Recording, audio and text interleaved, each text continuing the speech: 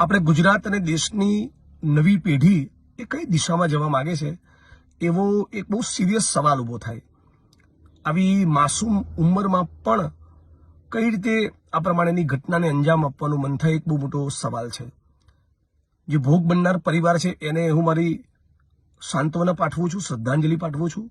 અને આપણા પરિવારના દીકરા કે દીકરી સાથે બન્યું હોય તો આપણે ધ્રુજી જઈએ, હચમચી ઉઠીએ, એવી આ ઘટના છે.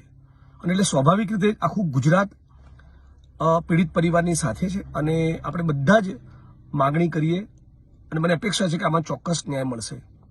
પણ સાથે સાથ એ પણ ખાસ કહેવા માંગુ છું ગુજરાતની જનતાને કે આવા મુદ્દામાં કોઈ પણ રાજકીય માણસો અને રાજકીય રંગ, ખાસ કરીને કોમવાદી રંગ આપવાની કોશિશ ન કરે.